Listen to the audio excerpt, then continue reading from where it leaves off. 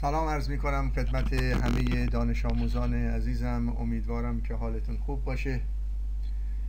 در ادامه بحث انسان و محیط زیست به فصل 4 انرژی، حرکت و زندگی می پردازیم. خب در گوشه‌ای از روزنامه ها رو که مطالبی که توی کتابتون نوشته، گوشه‌ای از روزنامه ها رو انتخاب میکنیم و اون رو با همدیگه بررسی میکنیم. در قسمت اول داره میگه شرکت توزیع نیروی برق هشدار میده احتمال قطع برق و خاموشی در خراسان شمالی و لزوم مدیریت مصرف انرژی، یعنی بایستی صرفه‌جویی در مصرف برق بکنیم.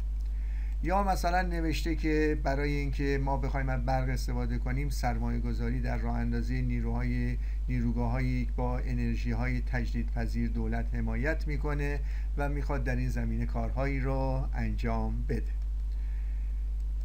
یا مطلب دیگه ای که تو روزنامه ها نوشته که بزرگترین چالش در واقع دهه‌های آینده ما تامین انرژی هستش که بسیار مهم هستش که چگونه بتونیم انرژی پایدار داشته باشیم.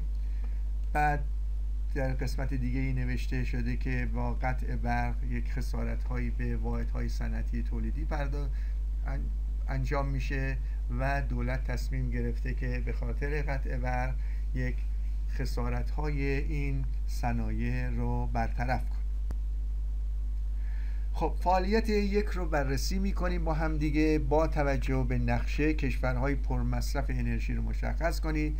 داره سرانه مصرف سالانه انرژی در جهان رو بر حسب میلیون بشکه داره مطرح میکنه. الان بر طبق این شکلی که داره نشون میده اینجا نشون میده که این رنگ قهوه‌ای پررنگ در واقع الان اگر نگاه بکنید مخصوص کانادا هستش که خیلی پرمصرف هستش. بعد رنگ قهوه‌ای روشن‌تر هستش بین 250 تا 400 میلیون بشکه هستش که مربوط به آمریکا هستش، عربستان هستش و میتونیم بگیم استرالیا هستش که اینها میتونیم بگیم پرمصرف هستن.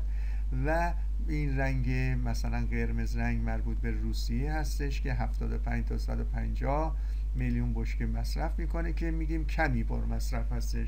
پس کانادا خیلی پرمصرفه، آمریکا، استرالیا، عربستان پرمصرف هستن، روسیه هم کمی پرمصرف هستش.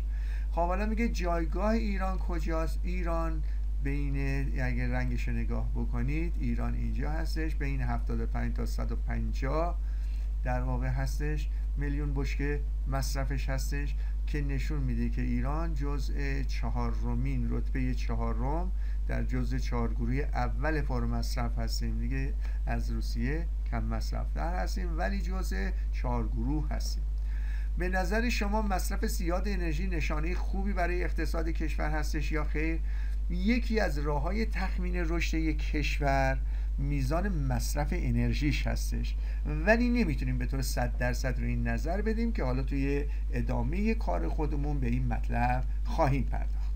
خب سوال شماره 1، میزان مصرف سالانه مصرف انرژی چقدر هستش؟ کتابتون میگه ما، یعنی در روی کره زمین 10 میلیارد تن نفت خام مصرف میشه، به عنوان انرژی ازش استفاده میکنیم. خب حالا یه سوالی مطرح میشه، آقا این 10 میلیارد تن نفت خام معادل چند کیلومتر بشکه نفت است که در کنار همدیگه قرار داده باشیم؟ آقا یه بشکه نفت قطرش در حدود 58.42 سانتی متره قطرش. وزنش اگر نفت سبک و سنگین داریم به طور متوسط، اگر بگیم مثلا یه نفت متوسط بین دوتا میانگین بگیریم، مثلا وزن ما 125 کیلوگرم باشه، یعنی هر بشکه نفت ما 125 کیلوگرم باشه. میخوایم حالا محاسبه کنیم ما اگه 10 میلیارد تن نفت خام در سال مصرف کنیم، ببینیم چند تا بشکه باید بغل هم دیگه بذاریم. خب آقا من الان 10 میلیارد تن نفت خام دارم، درسته؟ من میدونم هر یه تن 1000 کیلوگرمه و میدونم هر 125 کیلوگرم یه بشکه است. 125 کیلوگرم یه بشکه است. حالا هر یه بشکه قطرش 58.42 سانتی متر هستش حالا هر سانتی متر هم 1 متر بر حسب متر کنیم، حالا بر حسب کیلومترش کنیم، هر 1000 مترش هم 1 کیلومتر. آقا عددی که به دست میاد برابر با 47 میلیون کیلومتر هستش. 47 میلیون کیلومتر هستش. درسته؟ خیلی خوب. حالا گردش کردیم 46 ممیز 75، حالا میگیم 47 میلیون کیلومتر. آقا قطر زمین برابر با 40,000 کیلومتر. آقا این چند برابر قطر زمینه؟ یعنی اگر این عدد رو تقسیم بر 40 کنیم، یعنی ما 1175 بار باید دور زمین بچرخیم این بشکه‌های نفت بزنیم. یعنی اینقدر مصرف سالانه نفت به عنوان انرژی، مصرف انرژی ما در سال این جمعیت جهان مصرف میکنیم. خب ادامه بدیم. برخی کاربردهای سوختهای فسیلی در زندگی روزمره ما چی هستش؟ آقا ما میایم به عنوان گرم کردن در مراکز خونه ها، مراکز اداری، علمی، صنعتی میایم استفاده میکنیم. حالا ممکنه شومینه باشه، ممکنه برف از بخاری گازی باشه، ممکنه رادیاتور شوفاژ باشه و مانند اینا. پس یکی از کاربردهای سوختهای فسیلی این هستش که خونه رو گرم میکنیم. یکی دیگه آقا تو پخت پز ازش استفاده میکنیم. یکی دیگه این هستش که وسایل نقلیه رو باش به حرکت در میاریم، بنزین و نفت و مانند اینها، گازوئیل و نفت سیاه سفید و گازوئیل و امثال اینها استفاده میکنیم تا وسایل نقلیه خودمون رو چیکار کنیم؟ به حرکت در بیاریم. پس این کاربردهای سوختهای فسیلی هستش. خب سوال بعدی، مهمترین شکل انرژی کدومه؟ آقا مهمترین شکل انرژی در امروزه انرژی الکتریکی هستش. یعنی بدون انرژی الکتریکی بسیاری از زندگی های امروزی ما مختل میشه. آقا تمام این چراغ هایی که شما میبینید همون بر اساس انرژی الکتریکی درست شده.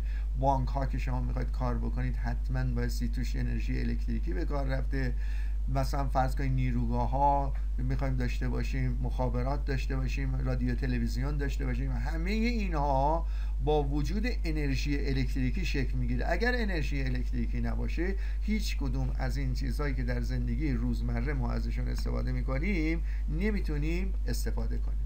خب سوال شماره 4، سهم هر بخش از صنایع گوناگون در مصرف انرژی الکتریکی چقدره؟ آقا کتابتون میگه مصرف خانگی اینقدره، مصرف حمل و نقل یه مقداری کمتر هستش، صنعت تقریبا یه ذره شاید از حمل و نقل کمتر باشه و کشاورزی از همه کمتر هستش. پس میبینید که سهم مصرف انرژی الکتریکی برقی که استفاده میکنیم تو خونه از همه بیشتره، بعد در حمل و نقل ازش استفاده میکنیم، بعد در صنعت و در کشاورزی هم که مقادیرش اینجوری براتون نشون داده شده. خب چرا در بسیاری از کارها از سوخت فسیلی مانند گاز یا بنزین و نفت استفاده میکنیم؟ آقا چرا ما مثلا خونمون وقتی میخوایم یه غذایی بپزیم چرا میایم از گاز استفاده میکنیم؟ یکی به خاطر ارزان بودن هستش. مثلا ما یه غذایی که روی اجاق گاز میخوایم بپزیم قیمت انرژی که براش مصرف میکنیم به مراتب کمتر هستش که اینو بخوایم روی هیتر برقی مثلا بخوایم اون غذا رو بپزیم. هیتر برقی خیلی غذا برای ما توی ایران گرونتر در میادش. خب که پخت و پز مثلا با گاز انجام میدیم، به این صورت حمل و نقلمون با سوختهای فسیلی هستش، گرمایش خونه هامون با سوختهای فسیلی هستش به علت ارزان بودن. خب یه فعالیت داره به این صورت میگه که آقا ما منبع انرژی ما، حالا هر منبعی که داشته باشیم، این کاری که انجام میده توربین ها رو میچرخونه. توربین که وقتی بچرخه برای ما انرژی الکتریکی تولید میکنه. داره بخواد بگه آقا انرژی الکتریکی اینجوری تولید میشه. ما باید یه منبع انرژی داشته باشیم، اون منبع انرژی ما بیاد توربین ها رو بچرخونه و با چرخوندن توربین ها برای ما چیکار کنه؟ برق تولید بکنه. خب پس استفاده از سوختهای فسیلی حالا چیکار میتونیم بکنیم؟ میتونیم به عنوان منبع انرژی از سوخت فسیلی استفاده کنیم، از انرژی باد استفاده کنیم، انرژی آبهای جاری استفاده کنیم و از انرژی خورشید میخوایم استفاده کنیم. اینا رو میخوایم یکی یکی بحث بکنیم. خب آقا فرض کنید که من الان اینجا یه دونه نیروگاه بادی دارم. این نیروگاه بادی من هستش. الان یه توربین بادی دارم که این برقش سیمکشی شده، اومده به چراغ، اومده به یه بخاری برقی و به تلویزیون داره وصل میشه. حالا زمانی که باد وزیدن میگیره این شروع میکنه به چرخیدن. وقتی میچرخه برای من چیکار میکنه؟ برق درست میکنه. این برق که درست میکنه اولا لامپ من روشن میکنه. وقتی بره در داخل لامپ من تبدیل لامپ من روشن میکنه، تبدیل انرژی الکتریکی به انرژی نورانی میشه، برق روشن میشه. حالا اگر بره داخل بخاری برقی من بره، انرژی الکتریکی من تبدیل به انرژی گرمایی میشه. حالا اگر این برق به داخل تلویزیون من بره، اینجا انرژی الکتریکی به صورت انرژی صوتی و انرژی نورانی در میاد، چون میدونیم که انرژی ها به همدیگه قابل تبدیل هستن. پس میبینید اینجا منبع انرژی من باده که باد باعث به حرکت در آوردن اون در واقع پروانه توربین بادی میشه و این پروانه وقتی میچرخه برای من میتونه برق تولید بکنه. خب یکی دیگه از چیزهایی که داریم، مثلا فرض کنید دیگه بخار داریم، یه کوره‌ای داریم، اینم دیگه بخار ما هستش، از اینجا ورودی آب ما وارد میشه، اینجا این گاز ما، حالا من ایناشو وصل کنم، اینجا بخار خارج میشه، یه توربین سر راه داریم، از این توربین سیمکشی میکنیم، توربین بخار هستش، از این سیمکشی میکنیم به کجا؟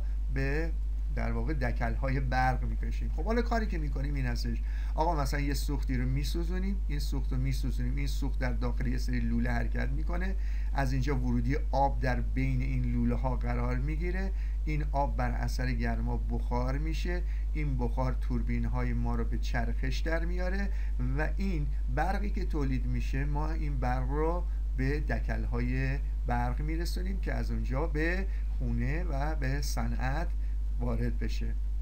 خب پس اینجا میبینید که ما منبع انرژی ما ممکنه گاز باشه، ممکنه گازوئیل باشه، ممکنه نفت کوره باشه و مانند این که بتونیم یه دیگه بخار رو چیکار کنیم؟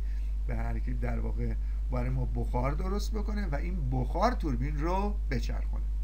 خب یکی دیگه از راههای ما از آب، مثلا فرض کنید یک سدی هستش، این آب سد باعث به چرخش در توربین آبی داشته باشیم، این آب که میاد این در واقع توربین ما رو میچرخونه، توربین ما که میچرخه این برای ما برق درست میکنه که این برق رو ما به دکل‌های برق میرسونیم که به شهرها و روستاها و کارخانجات وارد بشه. پس اینجا میبینید که منبع ما توربین آبی هستش. درسته؟ خب یه دونه فعالیت داریم میگه برخی معتقدن هرچه مصرف انرژی الکتریکی کشوری بیشتر باشد آن کشور توسعه یافته تر. این دیدگاه رو در کلاس بحث کنیم، گفتیم بحث میکنیم روش، الان وقتش هستش. ببین آقا، اگر برقی که ما تولید میکنیم از منابع انرژی پاک باشه، مثل انرژی خورشید که حالا بعدن روش بحث مفصلی خواهم کرد، نیروی باد، نیروی پشت سدها، انرژی زمین گرمایی، اینا باشه، آقا این معیار خوبی برای پیشرفت کشور هستش.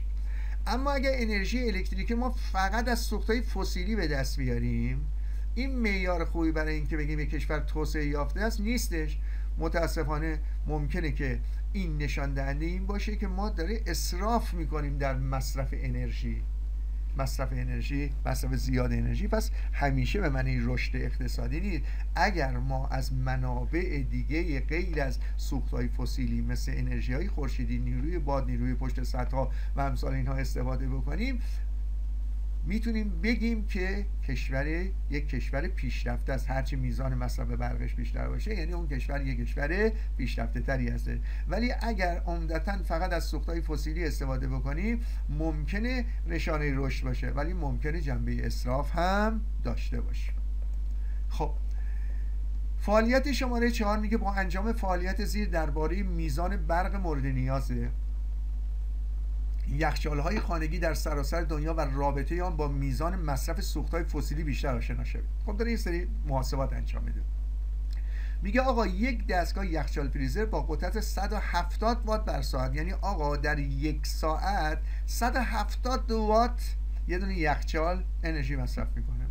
میزان برق مصرفی اون در شبانه روز چقدر؟ آقا شبانه روز چقدره؟ 12 ساعت، 24 ساعت دیگه. پس میگیم آقا اگه 24 ساعت داشته باشیم 170 وات. حالا میگه چند کیلو وات ساعته؟ هر 1000 وات هم که میدونیم چقدر هست؟ 1 کیلو وات دیگه. پس مقدارش برابر میشه با 4.8 کیلو وات. هر یخچال فریزری در 24 ساعت داره برق مصرف میکنه. البته یخچال فریزرهای مختلف حالا بر اساس داده های این مسئله داره نظر میدیم. میزان برق مصرفی این یخچال فریزر در طول یک سال چند کیلووات ساعته؟ آقا تو یک روزش 4.8 وات کیلووات هستش. البته کیلووات، این باید کیلووات باشه، کیلووات هستش. تو 365 روزش چقدر میشه؟ برابر میشه با 1489.2 کیلووات. پس این کیلووات بچه‌ها، این کیلووات هستش. بله میشه 1489.2 کیلووات میشه. خب میگه با فرض اینکه هر خانوار ایرانی یک دستگاه یخچال فریزر داشته باشه، میزان برق مصرفی سالانه این یخچال فریزر را حساب کنید. میگه اگر ما در کشور 20 میلیون خانوار داشته باشیم، یعنی 20 میلیون یخچال فریزر داشته باشیم، آقا ما تو صفحه قبل حساب کردیم هر یک خانوار اینقدر کیلووات برق یخچالش مصرف میکنه. حالا من 20 میلیون خانوار دارم، 20 میلیون یخچال دارم، این چند کیلووات برق مصرف میکنه؟ این برق مصرفیش برابر با این قدر میشه 2978 میلیارد کیلووات مثلا برق مصرف میکنه. خیلی خوب. حالا اگر برای تولید 1600 کیلووات ساعت انرژی الکتریکی 3000 کیلوگرم از یک نوع سوخت به کار بره، میگه آقا برای اینکه من تو یک ساعت 1600 کیلووات انرژی میخوام تولید بکنم توی هر یک ساعت، این در حدود 30,000 کیلوگرم سوخت نیاز داره. برای تامین برق مصرفی یخچال‌های خانگی، چند کیلوگرم از آن سوخت مصرف میشه؟ آقا این کیلووات دیگه. آقا کیلوواتی که من به دست آوردم این مقدار بود دیگه، مقدار بودش. حالا هر 1600 تاش اینقدر کیلوگرم سوخت لازم داره، پس مقدار سوختی که لازم داره برابر با این عدد بزرگ میشه، اینقدر کیلوگرم میشه. خب سال بعدی میگه اکنون فرض کنید که برق مصرفی هر خانوار ایرانی ماهانه برابر با 700 کیلووات بر ساعت. آقا یعنی هر یک ساعت در هر خانوار ایرانی ماهانه برابر با 700 کیلووات ساعت باشه، یعنی هر یک ماه 700 کیلووات ساعت برق مصرف کنه، کیلووات داره برق مصرف میکنه.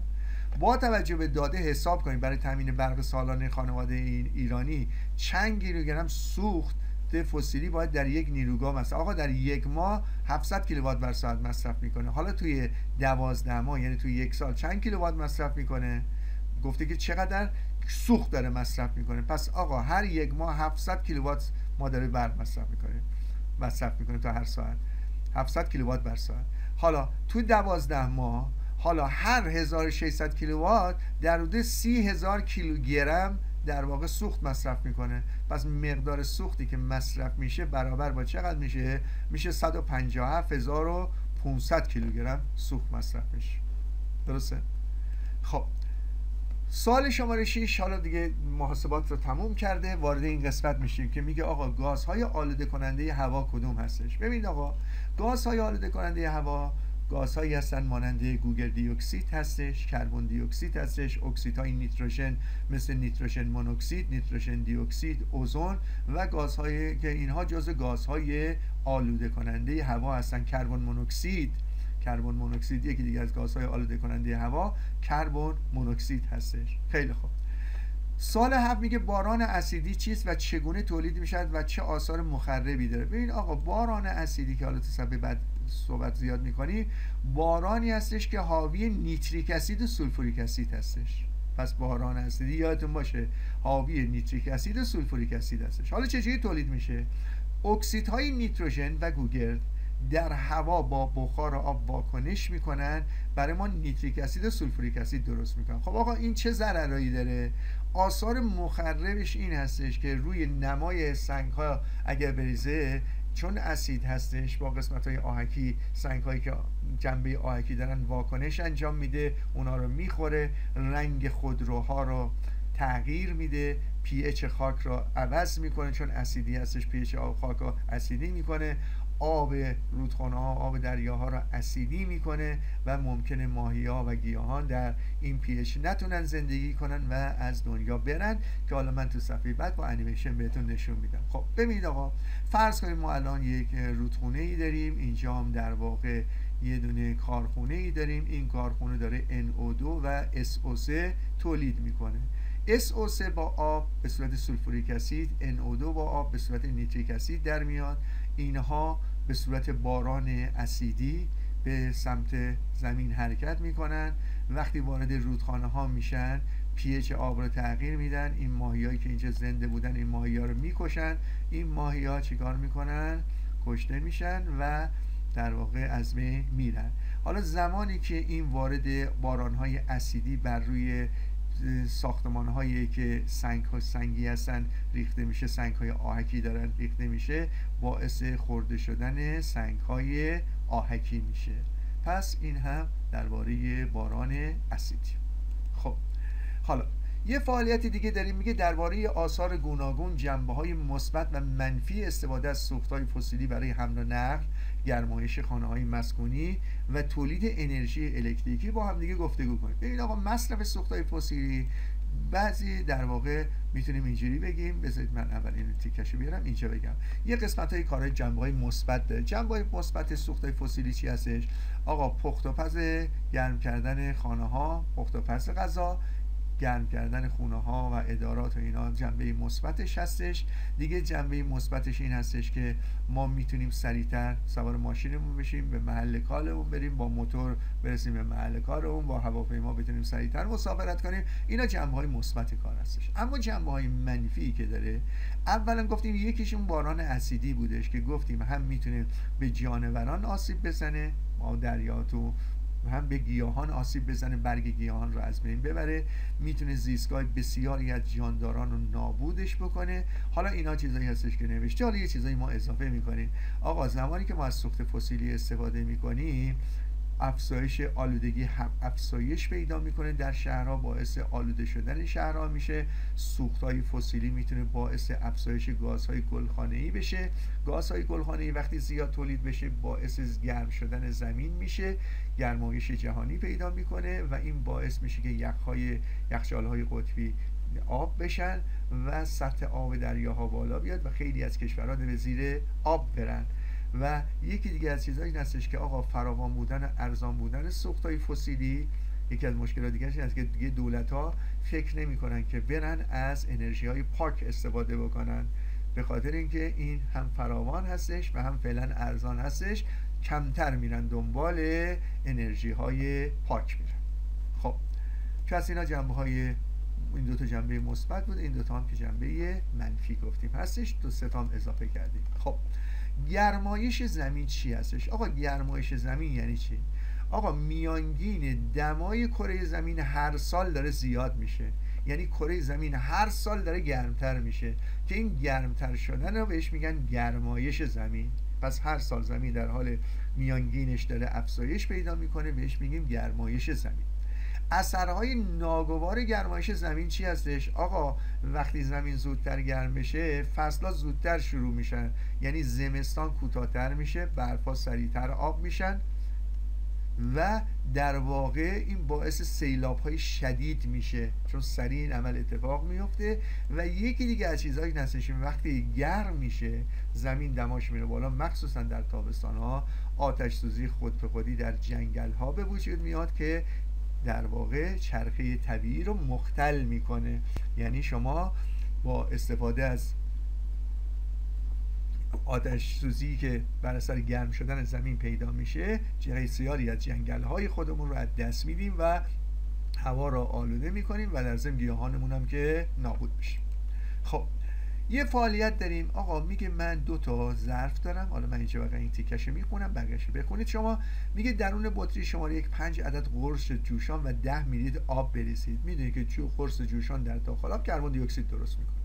میگه در ظرف دیگه هم فقط 10 میلی لیتر آب بریزید، درشو ببندید، در دمای هر دوتا رو بذارید، در بطری رو ببندید، اینو بذارید تو آفتاب نیم ساعت. ببینید که دمای کی بیشتر میشه، چه اتفاقاتی میفته. خب ببین آقا، پاسخم این است با توجه به اینکه تو ظرفی که قرص جوشان وجود داره گاز کربن دی اکسید وجود داره. گاز کربن دی اکسید یه گاز گلخانه‌ای هستش، پس دمای ظرفی که توش قرص جوشان ریختیم بالاتر میره نسبت به ظرفی که توش کربن دی اکسید وجود نداره. پس میتونیم بگیم، نتیجه گیری بکنیم، بگیم که مقدار کربن دی اکسید اگر تو هوا باشه میتونه باعث افزایش دمای هوا بشه. خب دقت بکنید حالا ما درباره نقش گازهای گلخانه‌ای میگه صحبت بکنید که گازهای گلخانه‌ای مانند کربن دی اکسید در افزایش دمای کره زمین رو توضیح بدید. ما گفتیم که مثلا من یه ذره برگردم عقب‌تر دوباره میام که توضیحش بدم. ببین آقا جان، نور خورشید نور مرئی از در واقع شیشه رد میشه، وارد گلخونه میشه، گلخونه رو زمینش و درختاش گرم میکنه، با طول موج بلندتر یعنی فروسرخ میاد به شیشه میخوره اما نمیتونه بره بالا، دوباره برمیگرده به سمت پایین میاد. اینو اگر یادتون باشه تو کلاس دهم ما گفتیم که به این میگیم اثر گلخانه. در واقع در داخل گلخانه این اتفاق میفته، باعث گرم شدن میشه، یعنی نور خورشید وارد میشه اما گرماش نمیتونه خارج بشه و دائما گلخونه ما گرمتر میشه. خب حالا روی این اساس مثلا فرض کنید الان من این زمین من باشه، اینم هواکره من باشه، اینجا هم فضا باشه، اینم خورشید باشه. آقا اتفاقی که میفته نور خورشید که به طرف هواکره ما میاد بخشیش بازتابش میکنه برمیگرده، بخش کوچیکیش هم چیکار میکنه؟ توسط هواکره جذب میشه، اما قسمت اعظمش به طرف زمین میاد جذب زمین میشه. خب حالا اینکه جذب زمین شد ما با این کار داریم. اینکه باز جذب زمین شدش اتفاقی که میفته این هستش، اجازه بدید خودش بره.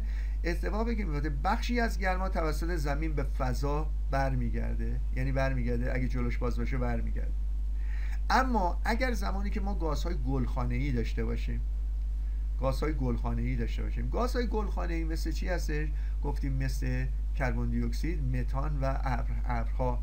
اینها وقتی این انرژی میاد گرما میخواد خارج بشه از زمین به اینا برخورد میکنه، اینا دوباره اینو برمیگردونن، یعنی گرما بین زمین و این مولکولهای گازی چی میشه؟ دست به دست میشه.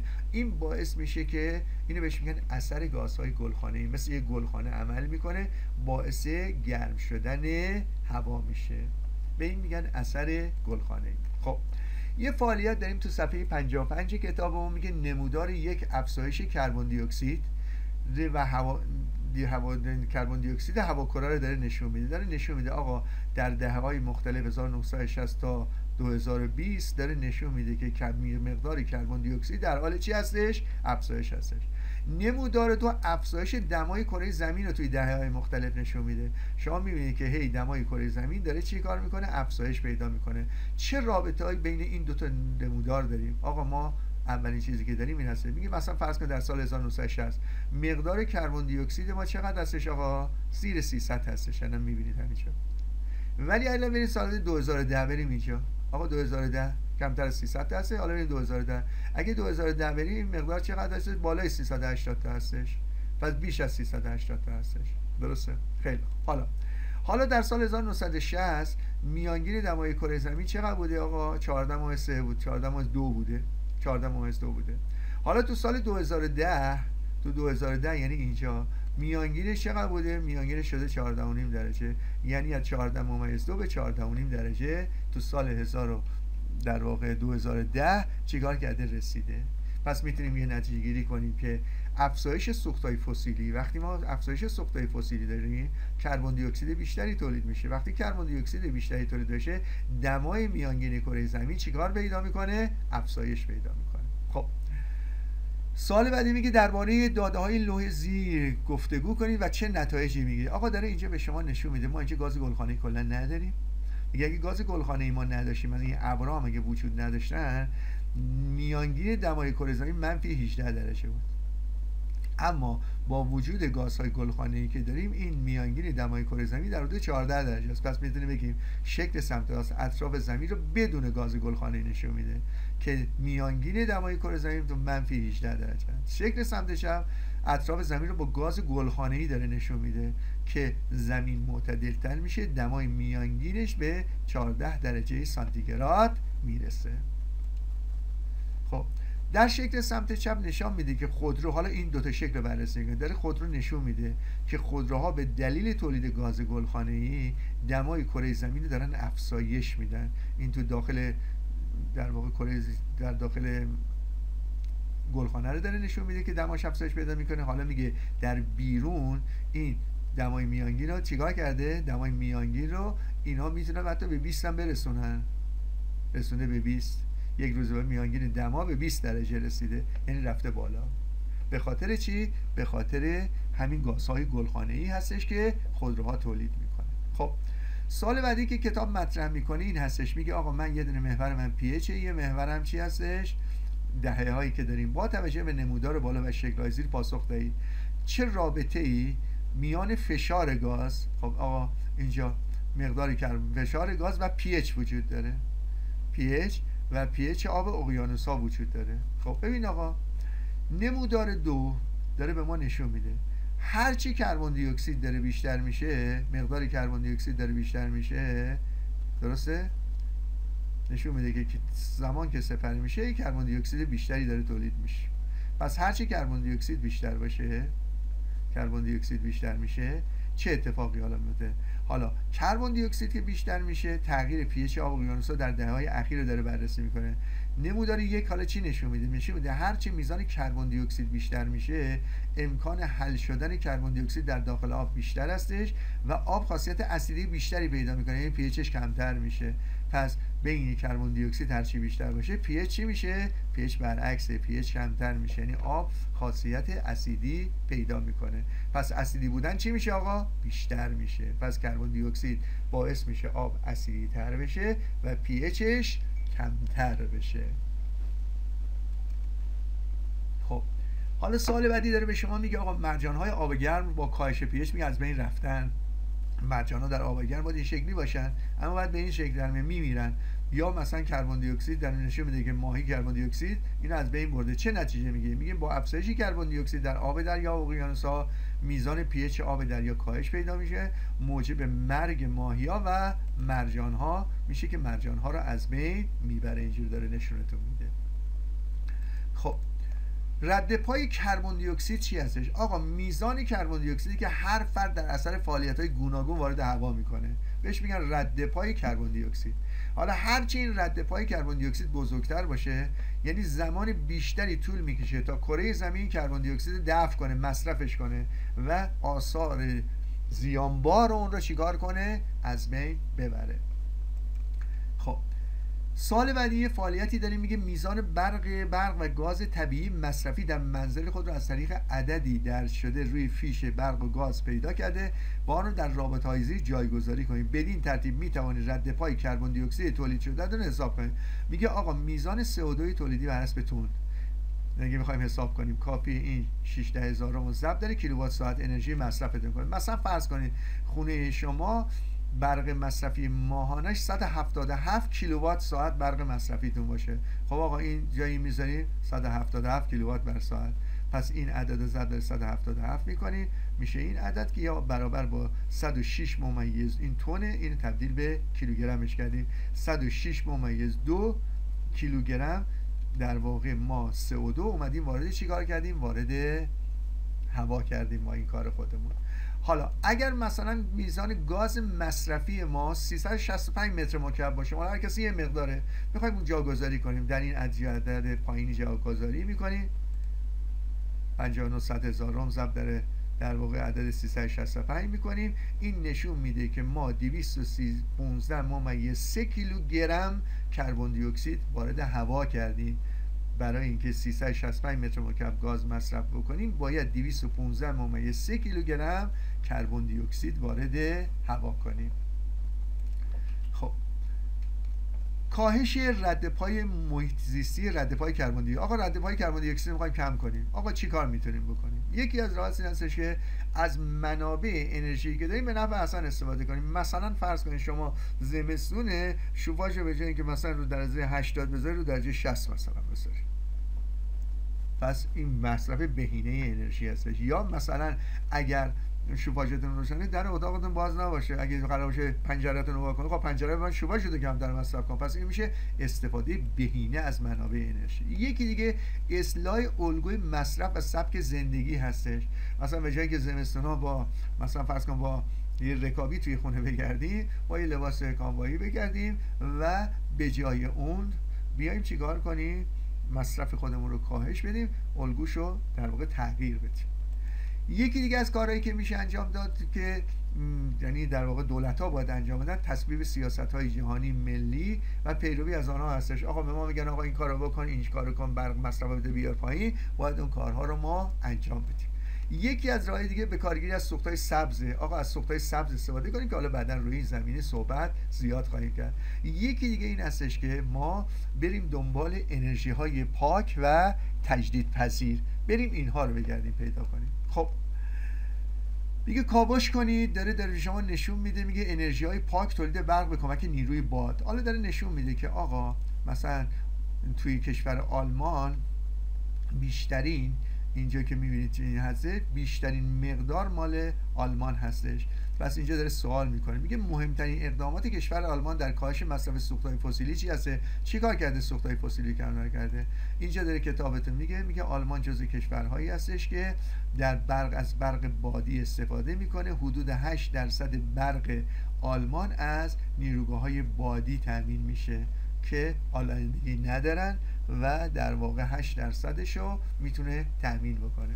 خب آیا نیاکان گذشته ما نیرو باد استفاده میکنن؟ میگه بله، این آسیاب‌های بادی که در زمانهای گذشته بوده، ما به کمک باد این در واقع این آسیاب‌ها میچرخیدن و گندم رو آسیاب میکردن. خب یه فعالیت دیگه داره انجام میده، میگه شکل زیر میزان بیشترین انرژی الکتریکی تولید شده بر حسب اندازه توربین‌های بادی.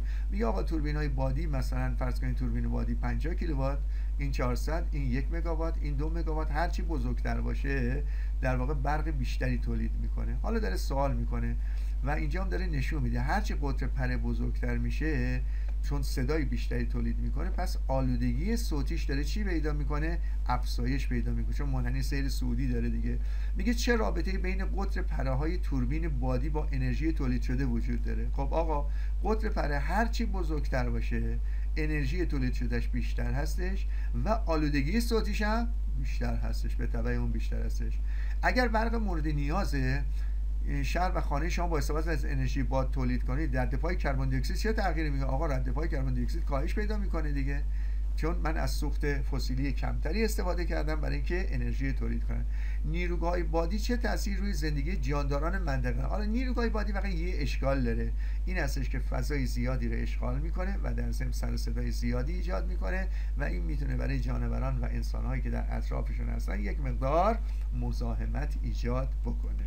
خب سوال بعدی میگه در شکل زیر دو نوع توربین با پره‌های متفاوت نشان داده شده. توربین شماره 1 میگه روانتر و آسانتر از توربین شماره 2 حرکت میکنه. در نتیجه لازم نیست که جنس قویتر و محکمتری داشته باشه.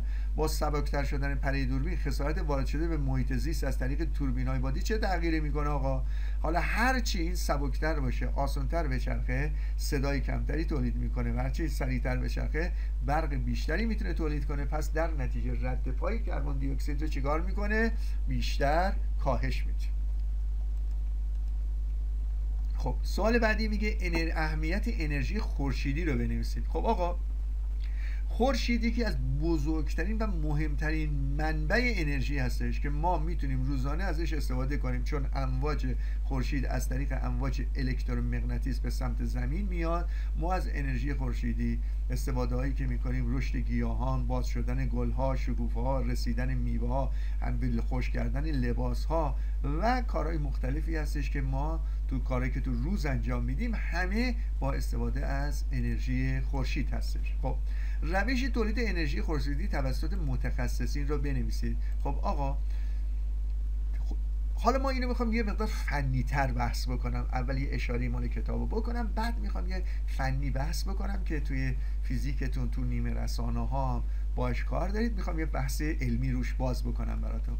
ببینید میگه با استفاده از مواد شیمیایی که داخل این سلولای خورشیدی وجود داره، ما میتونیم جریان اون رو تبدیل به جریان در واقع نور خورشید تبدیل به جریان برق بکنیم، به صورت انرژی الکتریکی در بیاییم و اگر بیایم صفحه های زیادی از این رو در کنار هم دیگه قرار بدیم میتونیم انرژی خیلی بیشتری بگیریم. پس یه بحث خوبی رو میخوام روش باز بکنم اینجا.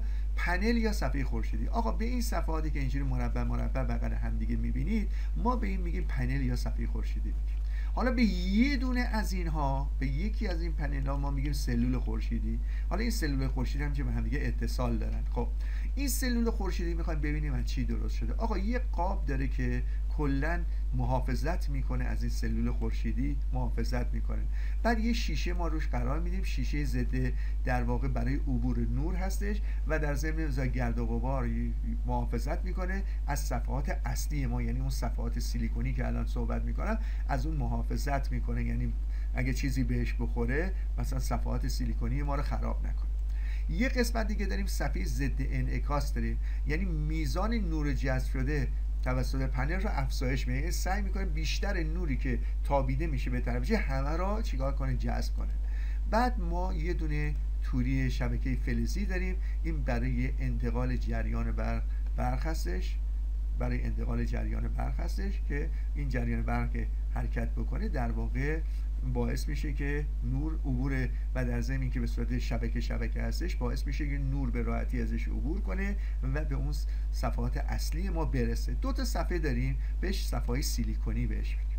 حالا در زیر صفحه سیلیکونی دوباره یک صفحه فلزی برای انتقال جریان داریم، پس یکی بالا داریم یکی پایین. بالایی به صورت توری مانند هستش که نور ازش رد بشه به این صفحات سیلیکونی برسه، پایینی نه دیگه. بعد زیر اینم یه دونه پلاستیک گذاشتیم، پلاستیک به پلیمر پشت پنل میذاریم که بعد یه جمع کننده هم هستش که جعبه اتصال که حالا بخوایم برقی ازش بگیریم و منتقلش بکنیم ازش استفاده میکنیم. پس این یک دونه صفحه در واقع یک سلول خورشیدی هستش که روش صحبت کردیم. خب حالا اینو پس یه بار دیگه بهتر بحث بکنیم. پس آقا من دو تا در واقع صفحه سیلیکونی دارم، روی این صفحه سیلیکونی من یه دونه در واقع شبکه فلزی دارم، بعد روی این یه دونه شیشه در واقع صفحه ضد انعکاس دارم که تمام نور رو جذب بکنه، بعد یه دونه شیشه دارم که محافظت بکنه، بعد یه دونه صفحه فلزی دارم که در پایین در قسمت اینجا قرار میگیره، صفحه فلزی، بعد یه دونه صفحه پلیمری دارم که پشتش قرار میگیره، بعد همه اینا در داخل یه قاب آلومینیومی قرار میگیره، تمام اینا داخل یه قاب آلومینیومی قرار میگیره. پس این در واقع یه دونه سلول خورشیدی هست. خب قاب آلومینیوم. خب حالا ببینید آقا میخوام یه بحث داغی روش انجام بدم، خوب دقت بکنید. حالا هر چقدرشه که دیگه متوجه شدید توی قسمت های فیزیک، درس فیزیک هم به دردتون میخوره. ببین آقا سیلیسیوم عنصر شماره 14 یه شبه فلزه که 2 8 4 مدار آخر خودش دارای چند تا الکترونه؟ لایه ظرفیتش 4 تا الکترون هستش. خب یعنی سیلیسیوم در لایه آخر خودش 4 تا الکترون داره.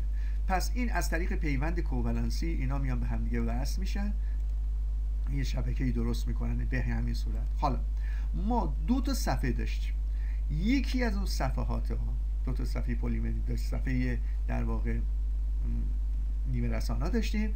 اولی رو میگیم صفحه اولی رو میگیم لایه N یعنی نگاتیو، یعنی منفی، یعنی صفحه منفی من هستش، صفحه منفی من هست. دومی لایه P بهش میگیم، صفحه پایینی هستش که بهش پوزیتیو یا صفحه مثبت میگیم.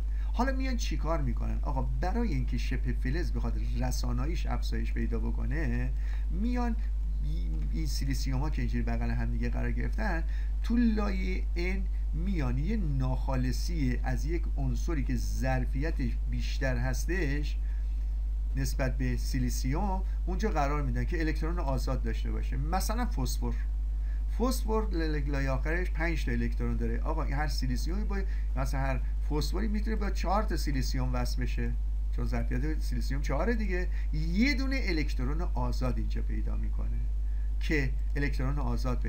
که حالا اینم سیلیسیوم. مثلا فرض کن در مجموعه این سیلیسیوم هایی که اینجا قرار گرفته من اومدم یه ناخالصی فسفر توش گذاشتم که یکی از این الکترون ها اینجا آزادی عمل داره.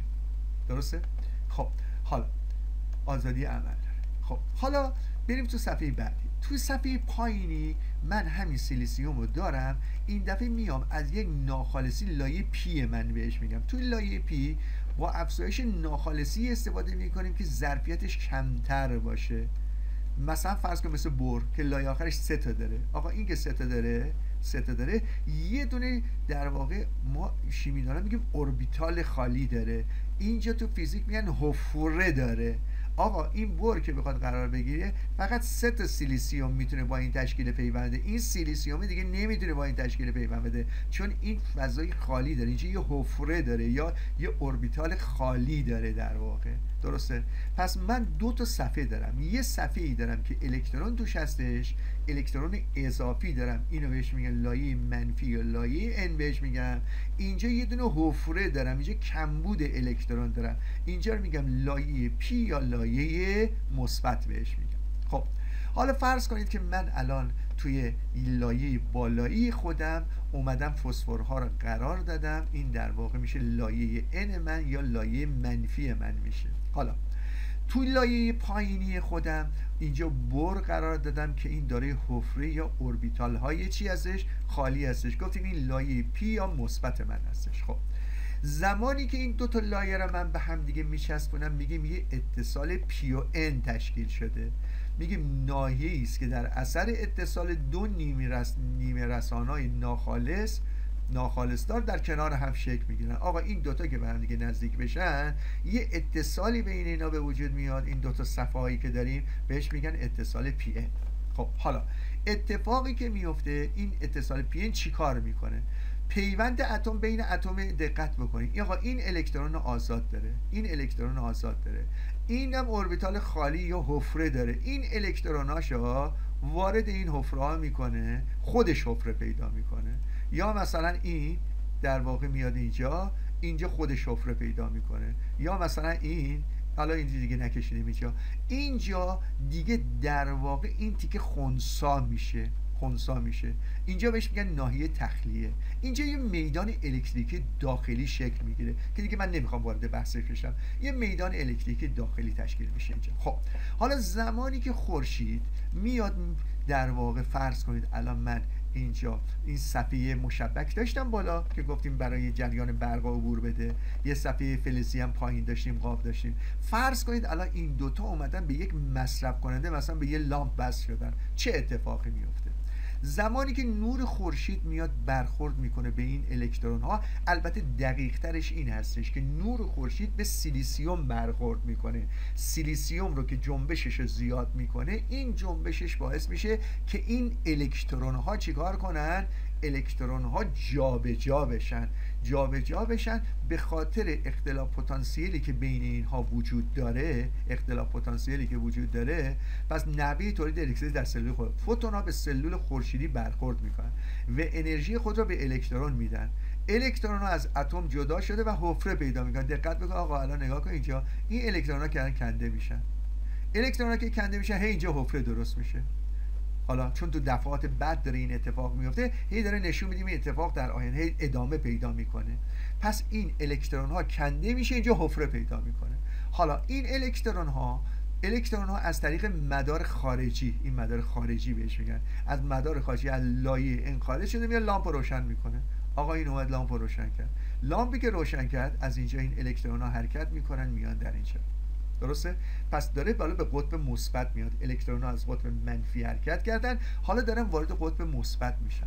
حالا الکترون ها وارد لایه پی شد. آقا اینجا من حفره دارم دیگه، الان بعضی الان اینجا نشون میدم بهتون، نگاه کنید اینجا، نگاه کنید این الکترون من رفت داخل این حفره، این الکترون رفت داخل این حفره، درسته؟ الان در اینجا حفره رو از بین بردیم، ما حفره رو که ما از بین بردیم یه اتفاق دیگه ای میفته، این بالا مگه اینا کنده نشدن و حفره ایجاد نشدن؟ حالا این الکترون ها دوباره تو لایه بعد با برخورد فوتون ها، حالا این فوتون ها یه خورشید به لایه پایینی برخورد میکنه، میخوره به همون الکترون هایی که در واقع این الکترون های پایینی برخورد میکنه، اینا رو میفرسته در داخل این حفره ها، دوباره همون جریانات، اون برق میخوره اونو برمیگرده توی جریان میده.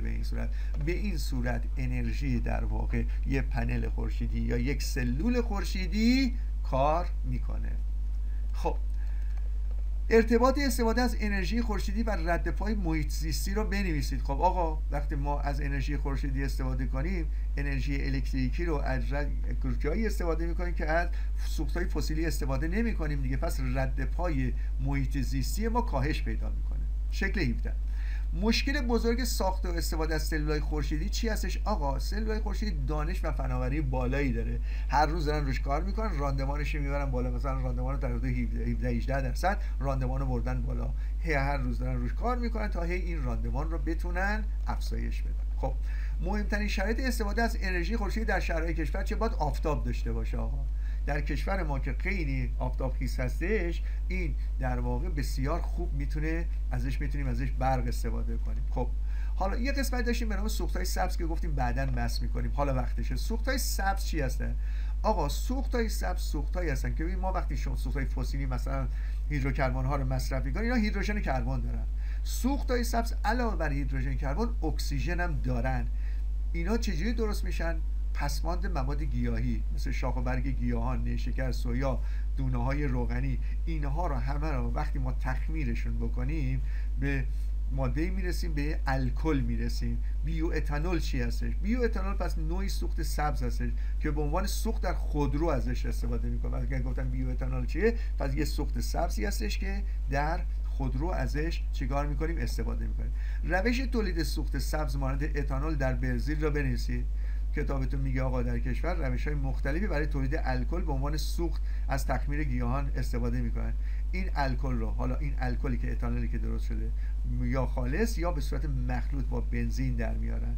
حالا این چجوری به دست میاریم؟ از تخمیر نیشکر اینها میتونن چیکار کنن؟